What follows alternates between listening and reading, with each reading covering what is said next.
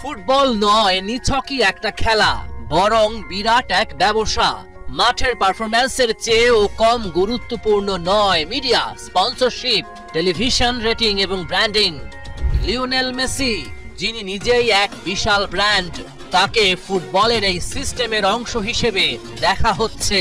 Messi inter মায়ামির সাথে যুক্ত হওয়ার পর থেকে মার্কিন ফুটবল লিগও বিশ্বব্যাপী আলাদা গুরুত্ব পাচ্ছে। তার নামের পরশে কেবল ইন্টার মায়ামি নয়, পুরো লিগই লাভবান হচ্ছে।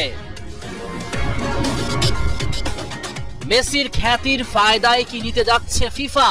আগামী বছরের 15 জুন থেকে 13 জুলাই অনুষ্ঠিত হবে ফিফা ক্লাব বিশ্বকাপ। প্রতিযোগিতা আয়োজন করবে আমেরিকা। আয়োজক দেশের ক্লাব হিসেবে ইন্টার মায়ামির নাম ঘোষণা করেছে ফিফা। ফিফার সভাপতি জিয়ান্নি ইনফান্তিনো বলেছেন, 2024 সালের সাপোর্টার্স শিল্ড টুর্নামেন্টে দুর্দান্ত খেলেছে মায়ামি, তাই আমি গর্বিত যে আয়োজক দেশের প্রতিনিধি হিসেবে তাদের নাম ঘোষণা করতে পারলাম।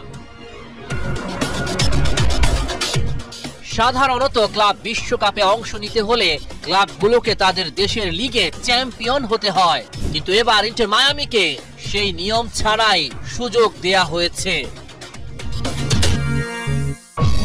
ক্লাব বিশ্বকাপে আয়োজক দেশের লিগের চ্যাম্পিয়ন ক্লাবই সুযোগ পায়। এবারের মেজর লিগ সকার থেকে মায়ামি প্লে অফ থেকে বাদ পড়ে গেছে। এর মানে তাদের লিগ কাপ জেতার আর সুযোগ নেই। তবে মায়ামি গ্রুপ পর্বে 34টি ম্যাচ খেলে রেকর্ড 74 পয়েন্ট অর্জন করেছে। এটা মেজর লিগের ইতিহাসে সর্বোচ্চ পয়েন্ট। এই অসাধারণ পারফরমেন্সের কারণে সাপোর্টার্স শিল্ড জিতেছে মায়ামি, তাই ফিফা তাদের ক্লাব বিশ্বকাপে খেলার সুযোগ দিয়েছে। ফিফার এই সিদ্ধান্তের বিরুদ্ধে সমালোচনা শুরু হয়েছে। অভিযোগ উঠেছে মেসিকে ক্লাব বিশ্বকাপে রাখতেই এই সিদ্ধান্ত নেওয়া হয়েছে। বলা হচ্ছে মেসির নাম ব্যবহার করে ব্যবসার স্বার্থে ফিফা নিয়ম ভেঙেছে।